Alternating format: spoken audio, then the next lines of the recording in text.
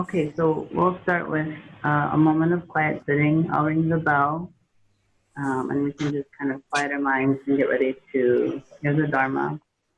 And then we'll read the Golden Chain together, and then give a short Dharma message.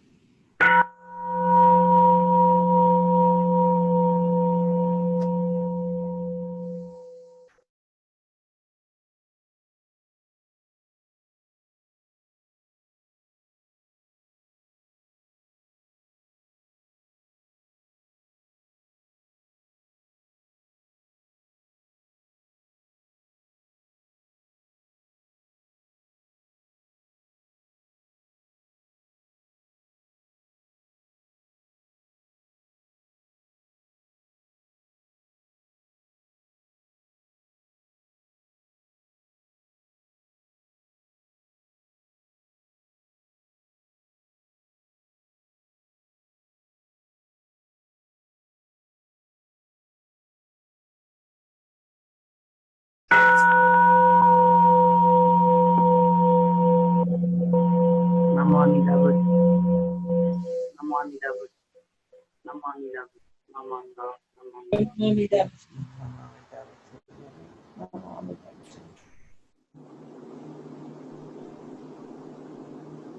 CJ, can you mute us all, please? Never mind. It's okay. I'm a piece in the Buddha's golden chain of love that Chain of around stretches in the world. My link bright and Bright and strong. I will Try to be living thing. kind Protect and all. every living and protect all who are weaker than myself. I will try to think pure and beautiful thoughts, Pure and beautiful thoughts, beautiful words, and to do pure and beautiful deeds, knowing now what to know, I'm happy, but also that of others. May every link in the Buddha's golden chain of love be and chain of love, bright and strong, and may we attain perfect peace.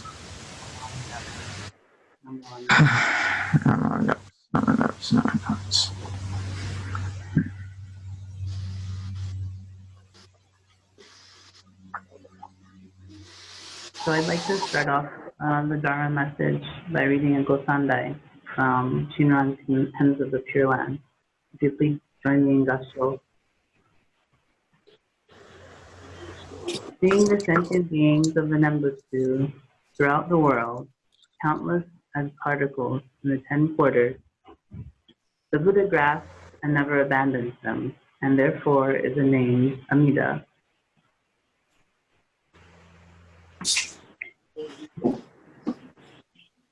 The Buddha's protection and witness arise from fulfillment of the vow of compassion. So let those who attain the diamond-like mind respond in gratitude to Amida's great benevolence. Namo Amida Buddha.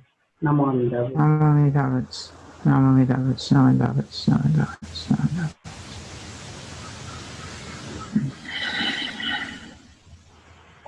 So I wanted to give a little background on this particular scripture.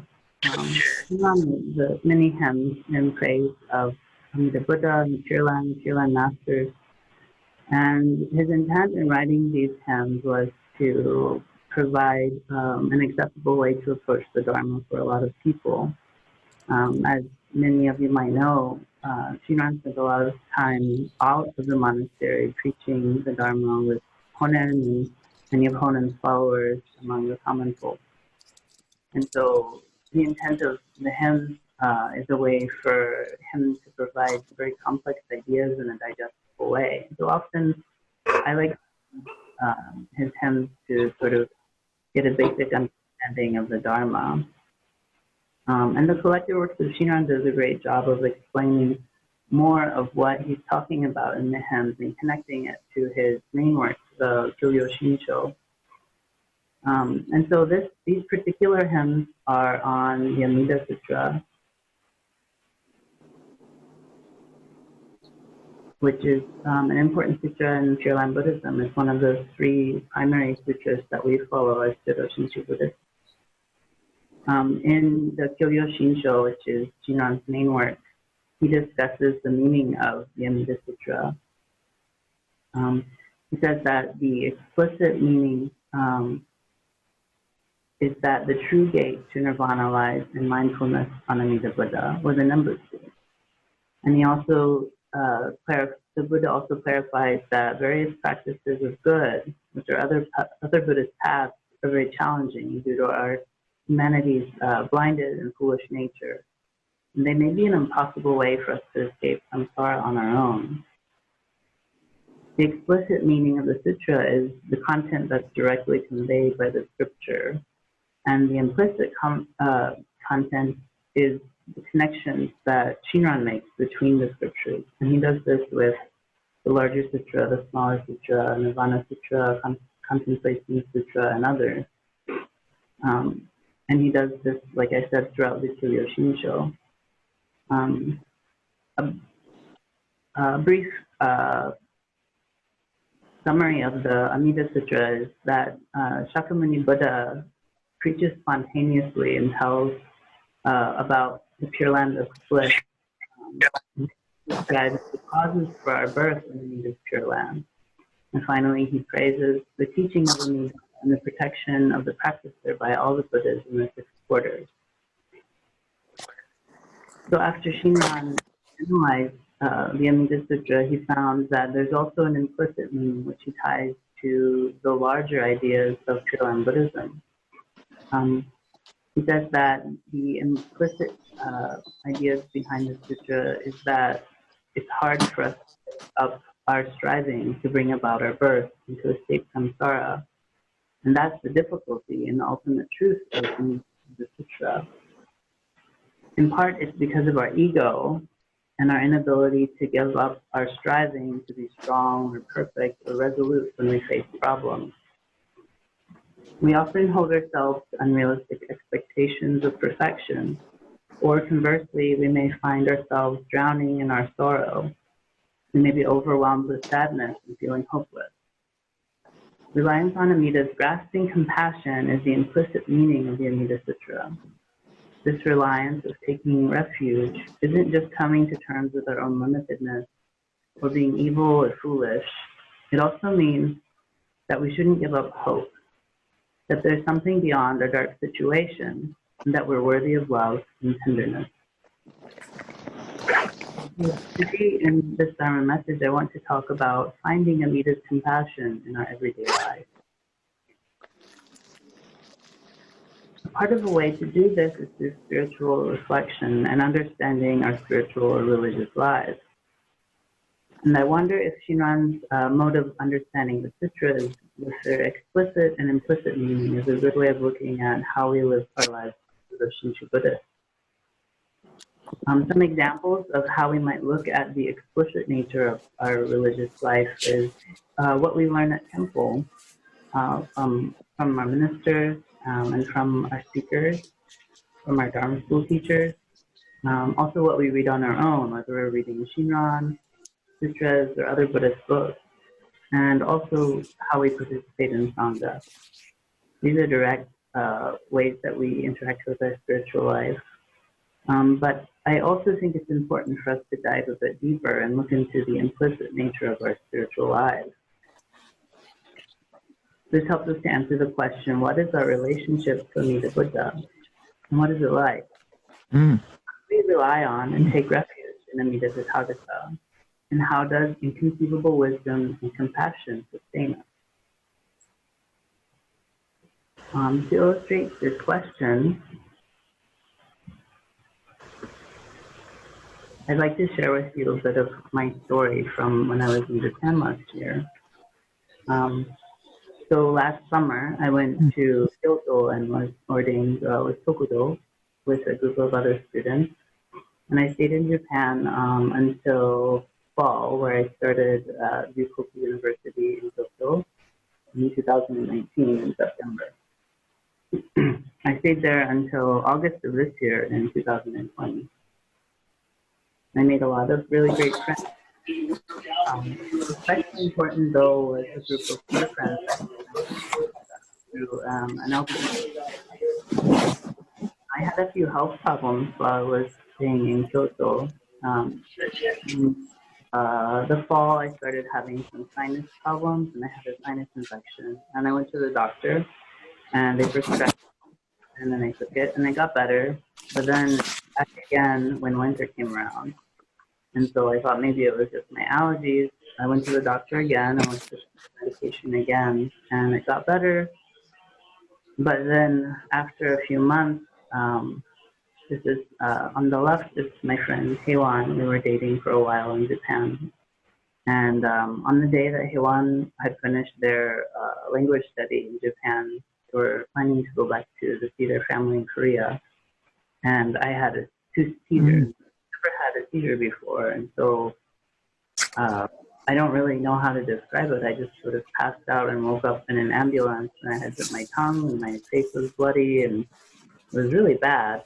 Luckily, I was with Heiwan at the time, because had I been staying at the dorms, I wouldn't have had anyone to see me having a seizure. Which isn't to say that no one would have taken care of me at the dorm, but I had my own room, and so it might have been hours or even days before someone would have noticed that I wasn't out and about. So it's hard to say what could have happened. And so luckily, Heiwan was there for me, and I see this as the action of Amida Buddha in my life that kept me alive and kept me sane during this time. Because after going to the hospital, I found out that the sinus infection that I had spread to my brain, and I had an abscess. And so I was in the hospital for a month, and it was really hard because this was at the beginning of the COVID pandemic, and when the government was starting to take pretty strict precautions. And so after a week, Heiwan was no longer allowed to visit me in the hospital. So they delayed their trip back to Korea to stay and take care of me, because they knew that I didn't really have a lot of resources. And so after a week, I had a sinus surgery, and then I had 2 brain surgeries to help drain the fluid from the abscess in the brain. Luckily, I'm okay now, but at the time, it was really hard. There's a silly picture of me and Heiwan doing a video chat while I was in the hospital room. It was really hard because my Japanese isn't that great, and so a lot of the nurses and doctors were very kind, but my Japanese is mostly limited to talking about where I'm from and what food I like, and that's not so helpful enough. So we fumbled through, but everything worked out okay in the end. But also, while I was in the hospital, I really did feel alone. And when I was going through it, it was really challenging because I had to come to grips with the fact that I could have died. And that's not easy to process, especially when you're in your 30s and life seems like everything is still in front of you. But while I was in the hospital, the top picture in the middle is a picture of Berkeley Buddhist Temple. When I was there, I had several people from the temple reach out to me to check in on me and make sure I was okay. Below that picture is Reverend Kuwahara, who was also very careful to reach out and check on me and make sure that I was doing all right. And the temple and Reverend Kuwahara sent me some money to help pay for the hospital bill, which was much cheaper in Japan, but still pretty expensive because I was there for months. I had 3 surgeries and I think 5 MRIs. So all of these things, all of these people were there to support me in ways that I didn't really expect, but I was able to get through this really difficult time because of their support. If you look to the upper right corner, that's a picture of Heiwan taking a photo of our queer family that we formed in Osaka. And I spent pretty much every weekend in Osaka spending time with them. It was really nice. We had a really great connection. Additionally, people at IBS reached out to me while I was in the hospital too. So if you look in the lower right corner, you might recognize Reverend David Matsumoto, who was the resident minister at Berkeley Buddhist Temple when I first started going there. And he's been my teacher at IBS and my advisor and on my teachers committee, and he's just been a great source of strength and support in my life. And so in the activity of all of these people, I see the grasping compassion of Amida Buddha that sustains me and kept me going through all of these difficult times.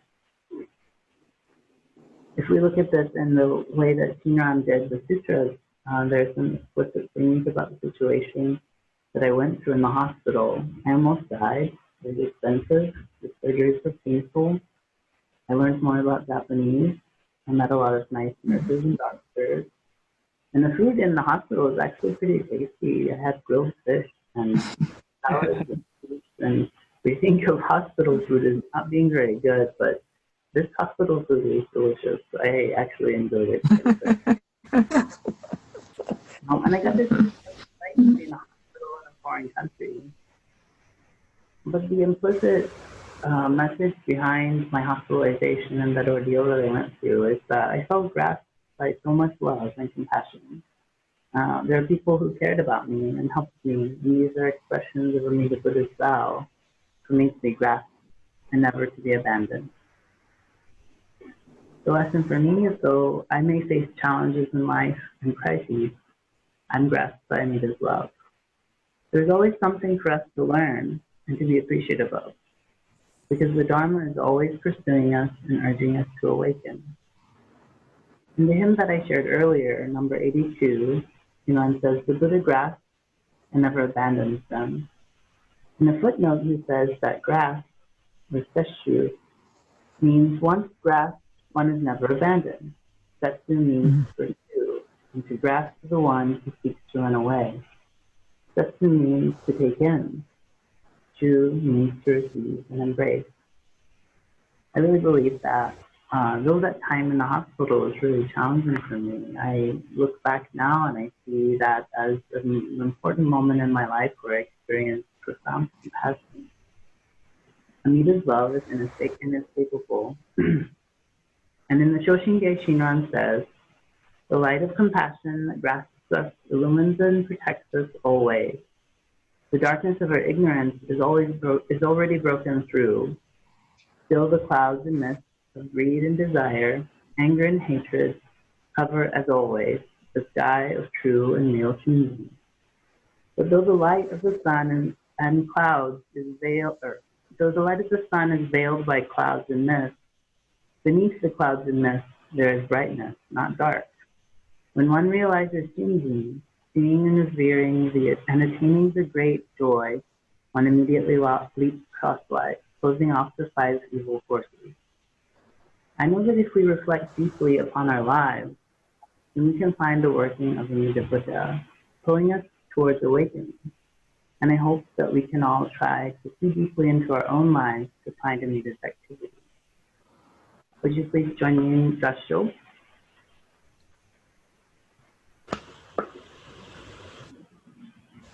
Seeing the sentient beings of the Nembutsu throughout the world, countless as particles in the 10 quarters, the Buddha grasps and never abandons them, and therefore is called Amida.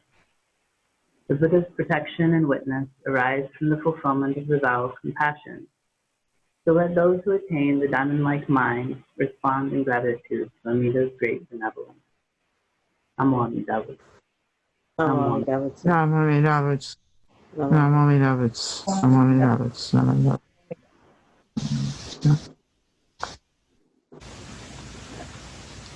Okay. Well, thank you for listening and allowing me to share with you. I appreciate it.